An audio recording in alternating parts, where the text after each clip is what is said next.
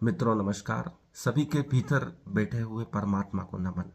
कहा है किसी विद्वान ने, सफलता सब कुछ एक बार में करने से नहीं मिलती, ये हर दिन सही चीजें करने से आती है। एक बार में सफलता नहीं मिलती, बहुत बड़ी सफलता प्राप्त करने के लिए लगातार प्रयासों की आवश्यकता होती है।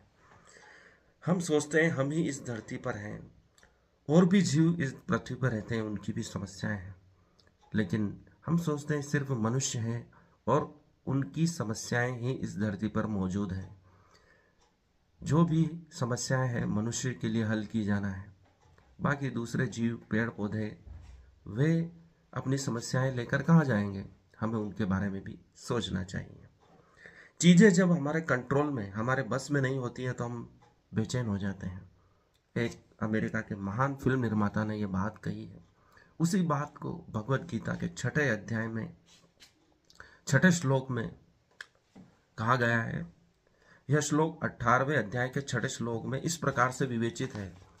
भगवान अर्जुन से कहते हैं, पार्थ, इन यज्ञ, दान और तप रूपी कर्मों को तथा दूसरे अन्य कर्मों को आसक्ति और फलों की इच्छा का त्याग करके करना चाहिए।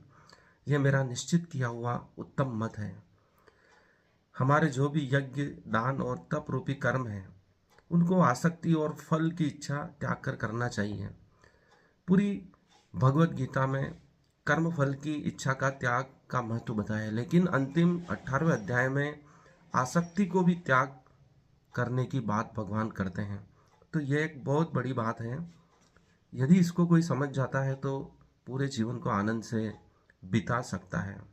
भगवान इस सूत्र में कहते हैं, चाहे हम सात्विक कर्मों को करें या अन्य किसी कर्मों को, उनको करने का भाव निरासक्ति ही होना चाहिए, तभी हमें वह बंधन मुक्त कराने का आधार बनते हैं। भगवान यहाँ कर्मों के फल के प्रति भी त्याग का भाव रखने का संदेश देते हैं। जो कर्म किया है और उसका जो फल प्राप्त होता है उसको भी त्याग कर दो, अर्थात हर प्रकार से निरासक्त भाव में रहो। चाहे फल अच्छा मिले या बुरा मिले, उसके प्रति लगाव मत पैदा करो। वह लगाव ही आसक्ति है। आसक्ति ही पुनर्जन्म का कारण बनती है। किसी भी चीज से हम आसक्ति रखते हैं तो अनायास उससे जुड़ जाते हैं। क्वांटम इंटेलिगेंट का आधार ही यही है, क्योंकि उस कण की आसक्ति अरबों खरबों किलोमीटर दूर पड़े हुए कण से भी है।